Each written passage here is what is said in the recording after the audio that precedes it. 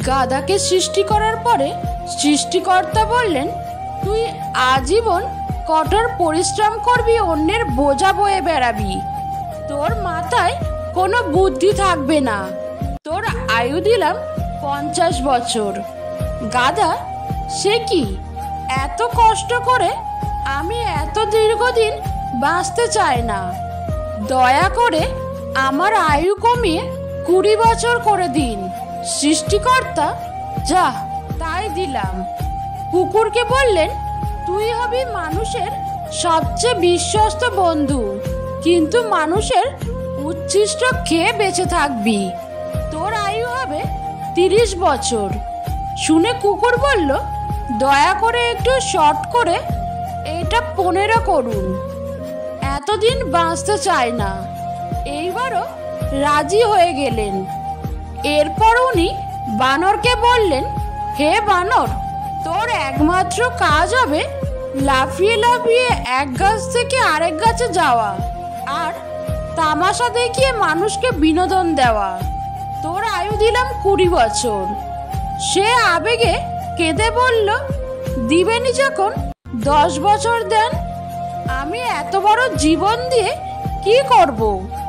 এইবার মানুষকে বলল, তুমি হবে সৃষ্টির শ্রেষ্ঠ জীব, সবচেয়ে জ্ঞানী এবং বিচক্ষণ, তোমার আয়ু হবে 20 বছর। সে তো খুশিতে পাগল হয়ে গেল, কিন্তু এত মহৎ জীবন নিয়ে মাত্র 20 বছর। সে করজোড়ে প্রভুকে বলল, একটা কাজ করা যায় না, আপনি আমাকে গাধার ফেরত দেওয়া 30 বছর, কুকুরের 15 বছর, বানরের 10 বছর দিয়ে দেন। সৃষ্টিকর্তা বললেন, নিজের ভালো পাগলেও বোঝে, তুই বুঝলি না, যা, তোকে তাই দিলাম। সেই থেকে মানুষ সুন্দরভাবে বাঁচে 20 বছর। পরের 30 বছর গাধার মতো সংসারের বোঝা টানি, তারপরের 15 বছর ছেলে মেয়ে যা দেয় তাই খেয়ে পড়ে বেঁচে থাকে কুকুরের মতো, আর তারপরের 10 বছর বানরের মতো কখনো এক সন্তানের বাসা তো কখনো আরেক সন্তানের বাসায় ঘোরে। আর নাতি নাতনিদের বিনোদন দেওয়াই হয় তাদের প্রধান দায়িত্ব। গীতার কিছু কথা যা প্রত্যেকটি ব্যক্তির জানা উচিত। 1. যা আপনার নয় তার উপর কখনোই অধিকার দাবি করবেন না, এবং যে বুঝতে চায় না তার কাছে কখনো দুঃখ প্রকাশ করবেন না। 2. নিজের মধ্যে সেই পরিবর্তন আনুন যা আপনি অন্যদের মধ্যে দেখতে চান। 3. আপনি যদি জীবনে এগিয়ে যেতে চান তাহলে বধির হয়ে যান, কারণ বেশিরভাগ মানুষের কথাই অপর ব্যক্তিকে মন খারাপ করে দেয়। 4. সমালোচনার ভয়ে আপনার লক্ষ্য ত্যাগ করবেন না, কারণ লক্ষ্য অর্জনের সাথে সাথে সমালোচনাকারীদের মতামত পরিবর্তন হয়। 5. আজ যদি কোনো কিছু কঠিন হয়, আগামীকাল তা একটু ভালো হবে। শুধু আশা হারাবেন না, ভবিষ্যতে অবশ্যই একটি ভালো দিন আসবে। 6. প্রতিদিন 1% হলেও নিজেকে উন্নতি করতে হবে। 7. একা চলতে শিখুন, কারণ কারোর সমর্থন যতই সত্য হোক না কেন, আসল লড়াই আপনাকে একাই লড়তে হবে। 8. একটি খালি পেট এবং একটি খালি পকেট জীবনকে যা শেখায় তা কোনো বিশ্ববিদ্যালয় এমনকি কোনো শিক্ষকও শেখাতে পারেন না। 9.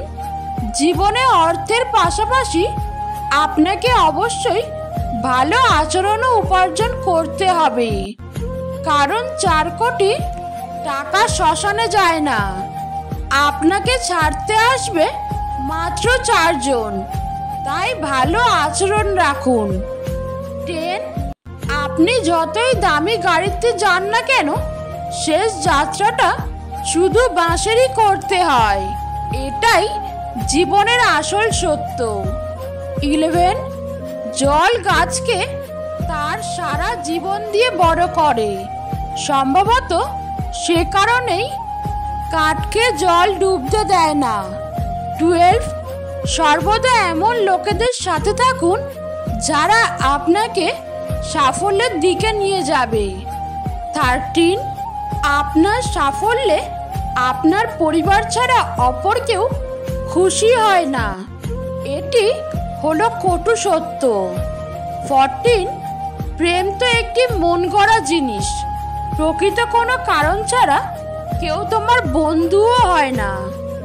15, যারা আপনাকে কোনো প্রত্যাশা ছাড়াই ভালোবাসে তারা হলো আপনার বাবা মা। 16, প্রতিটি মানুষের কাছে আপনার জীবনে ভিন্ন ভূমিকা থাকে এবং যখন তার ভূমিকা শেষ হয়ে যায় সে তোমাকে ছেড়ে চলে যায়। তাই বলবান হও, দুর্বল নয়।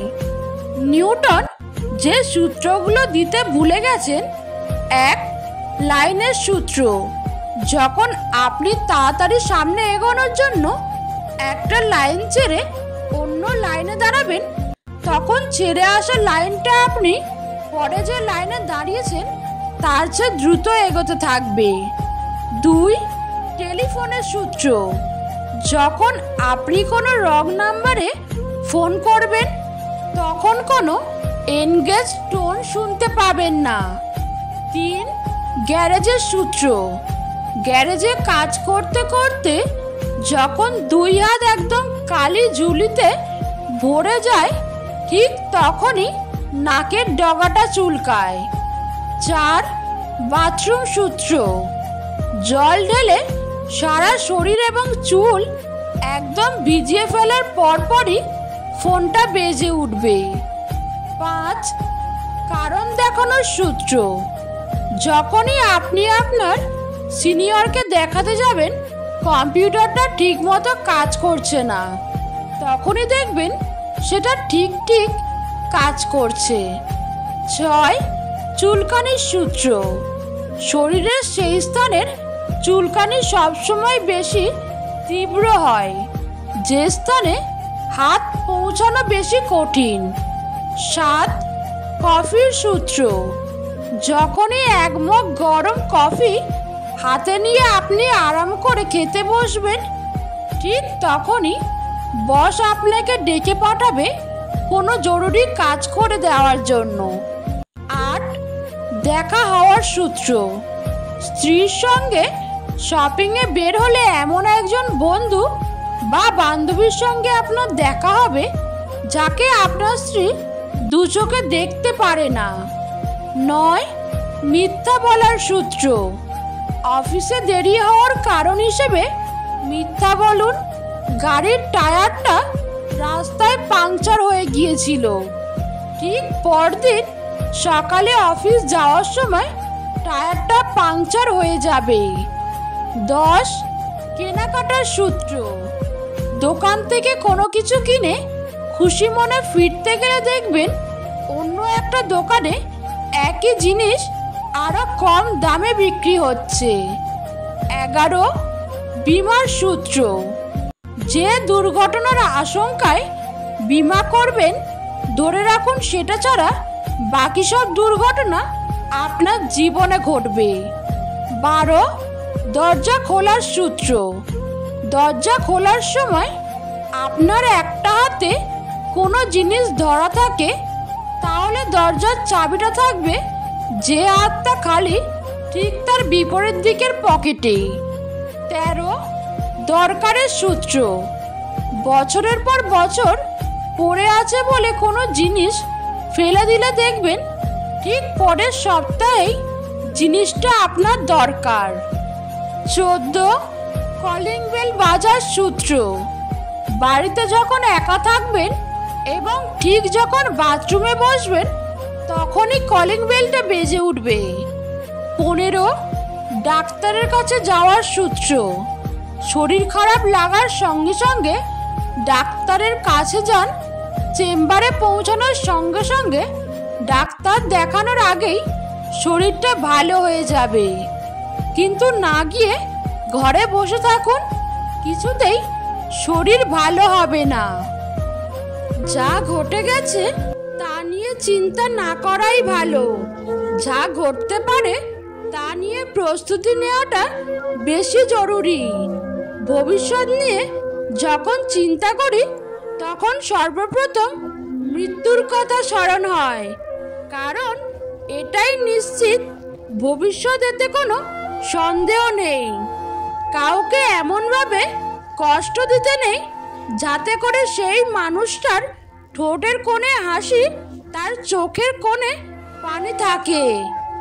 না পাওয়া নিয়ে মানুষের কোনো আক্ষেপ নেই। পেয়ে হারানো জিনিসের জন্যই মানুষের আজন্মের আক্ষেপ। ব্যস্ততা আমাকে শুধুই ক্লান্তি দিয়েছে, তোমাকে ভুলতে দেয়নি। সাদা কাপড়ে জড়িয়ে গেলে ভালোবাসার মানুষের অভাব হয় না। শৈশবের কান্নায় থাকে কিছু চাওয়ার, যৌবনের কান্নায় থাকে বেদনার পাহাড়, বার্ধক্যের কান্নায় থাকে আফসোস আর হাহাকার। কি ভাবছো, হেরে গেছো? সবাই হাসছে তোমার উপর। ধৈর্য ধরে অপেক্ষা করো, শেষ হাসিটা তুমিই হাসবে। না হাসলে তো ছবিও সুন্দর হয় না, আর জীবন সুন্দর হবে কি করে? রাস্তায় পড়ে থাকা কাগজের টুকরো একদিন কোনো বইয়ের পৃষ্ঠা ছিল। আজ প্রয়োজন শেষ, তাকেও থাকতে হয় রাস্তায়।